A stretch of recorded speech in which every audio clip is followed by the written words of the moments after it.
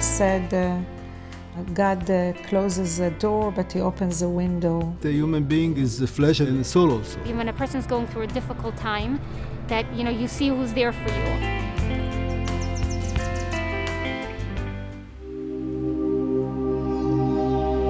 It all started when I was 19. I was in the army, had a really serious job, I was in the Navy. Suddenly I just started feeling those pains. After a few months, we saw that it got worse, and we went to our family doctor, which recommended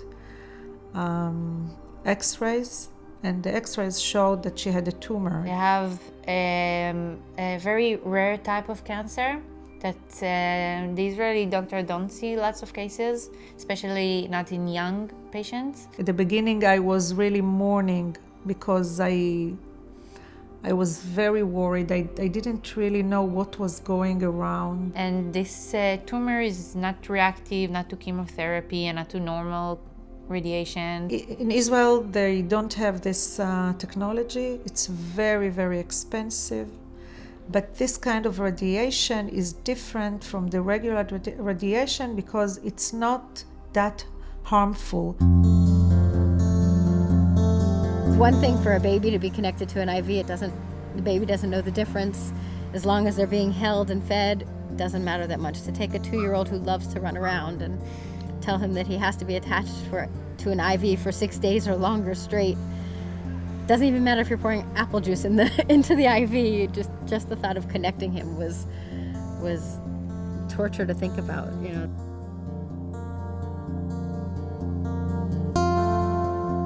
We had a relapse. Relapses have to be handled very aggressively. When we'd done the first treatment, we did it without radiation because radiation on young children can cause a lot of damage. But with the relapse, we didn't have a choice. We had to do radiation. There is this uniqueness of protons that you can stop the energy, you can stop the radiation after it has reached the tumor. And so there is no exit radiation.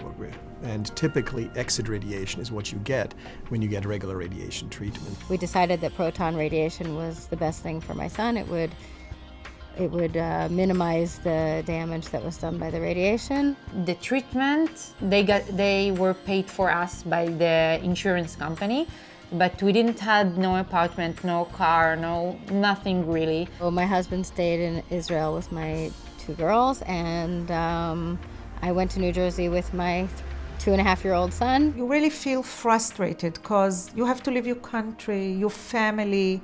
You have to be among strangers, doctors who are strangers, people who are strangers, and then you have to look for a place to live there. Even in the best of circumstances, if you are healthy and you have to stay in a hotel room or an apartment for 1 or 2 months, and it's not of your choosing because you just have to, is not easy. Now, let alone if you actually get cancer treatment. Some of the patients that we send, we even arrange for them passports because they never left Israel. Just think about it, and I'm getting sad, I don't want to think about myself doing this kind of treatment for so long and being without a family there.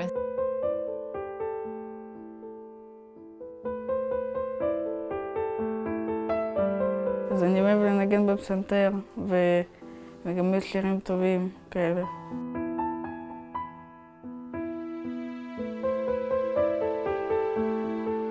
בגיל 6 שנים, מה שמצאו לו זה גידול בעצב ראייה. בהתחלה, האמת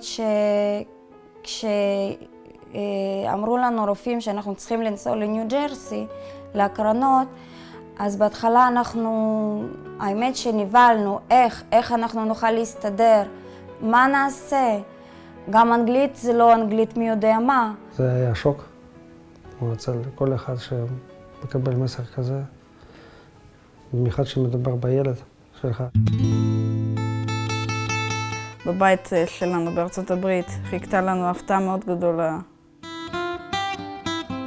איך שאנחנו נכנסנו, כאילו זה היה אגדה, היה אוכל, היו משחקים, היא כל כך דאגה להכל, לכל דבר. We found out that he really likes hockey. באה לימוזינה כזאת ואנחנו עלינו עליה ונסענו לשם.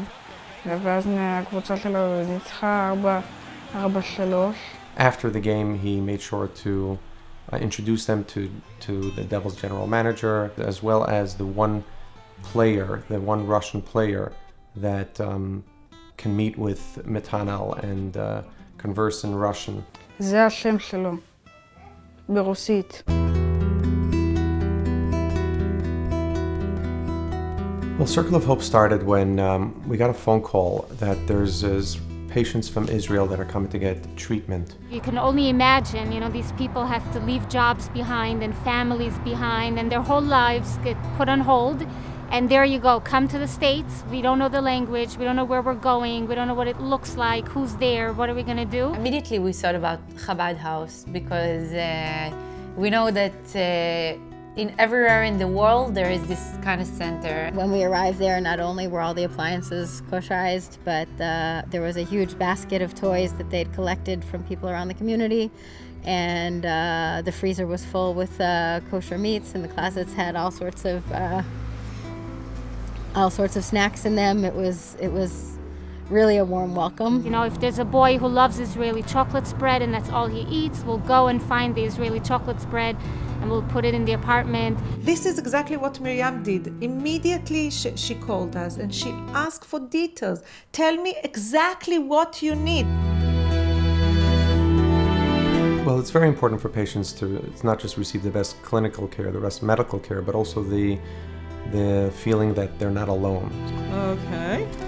Smile, everyone. Happy Monday. This is something like a miracle. I mean, it helps the patient and we get the reactions. The emotional support that they gave me was the best thing that they could ever give me, and it was the greatest thing for me. And when we know that they come, we also like to go to the airport to greet them whenever, that request comes in. And we'll go out with balloons and with cookies and with, treats and something fun. I really, really can't imagine how it would have been without the Krinsky family. Really. Miriam and Rabbi Shmaya are so strong, and they helped us bring the belief to ourselves.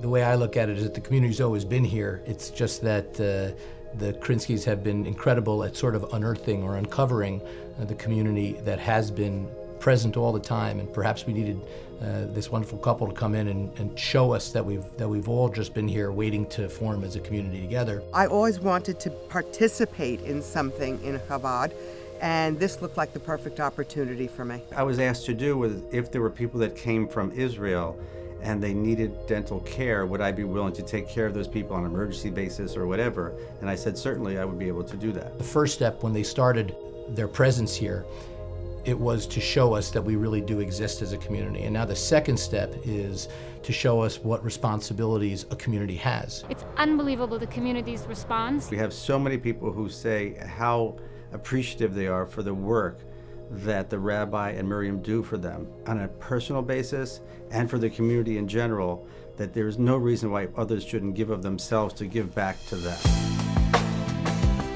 We ask people to contribute to the Circle of Hope so that we'll be able to make sure that we can fill up the fridges and fill up the cabinets and get the kids the toys that they need and arrange that we can have a car. It's a circle of amazing people coming in, determined to fight this illness and to win it. It is a giving, a constant giving and receiving. And so the circle continues with the community, and all kinds of people in the community. We are very lucky, very privileged that we have here the Circle of Hope, where the people of the community here make themselves available to help their own. It is now time to leave and go back home. And when I think back at the time that I had here, I can't imagine it without you. Rescuing me and saving me time after time, making me feel that I can always count on you. And aside from the help that I got from you, I also got to meet two amazing people who I look up to and inspire me to be a better person. She is on her third year of medical studies, She studies in Beersheba. She's going to be a doctor. She's going to be a great doctor.